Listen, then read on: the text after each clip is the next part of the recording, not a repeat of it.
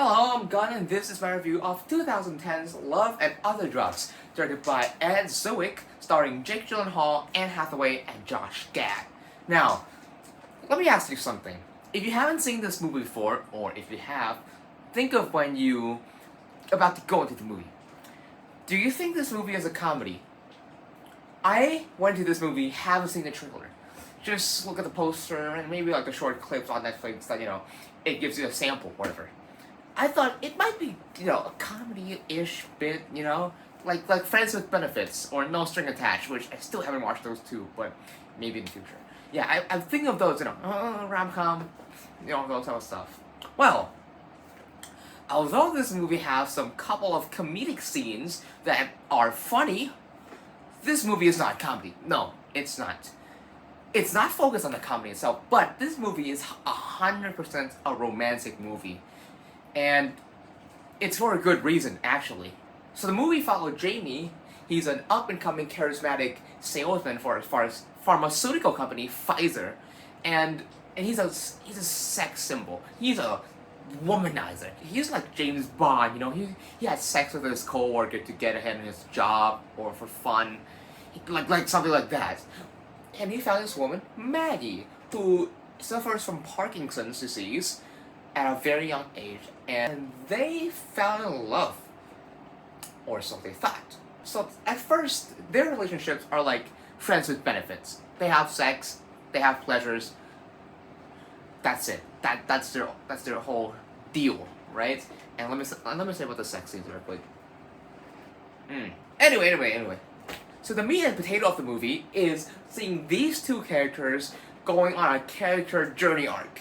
Going from point A, which is friends with benefits, which is, they're here for casual sex, to point B, which is a strong and meaningful relationships that they care for each other. And the path there is really nice. Because the first half of the movie, you will most likely not like Jake's character. You will not like Jamie.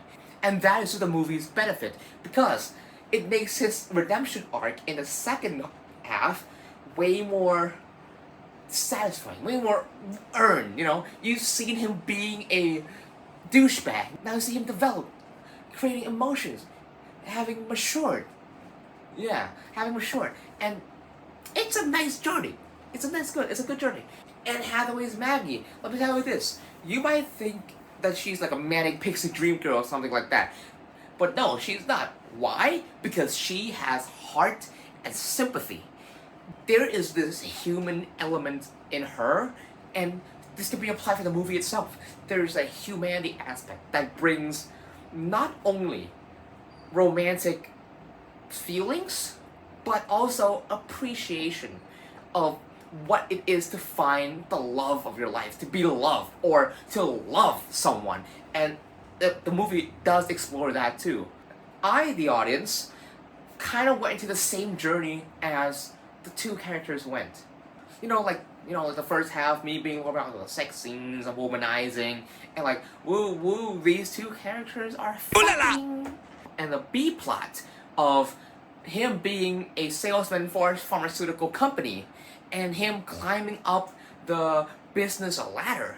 Until in the second half, it smoothly transitioned to this personal, romantic beauty. The B plot of him being a pharmaceutical company and something like that. I doesn't really care. A little minor spoiler, skip 10 seconds, 5, 4, 3, 2, 1. He doesn't care about the company thing either. Why?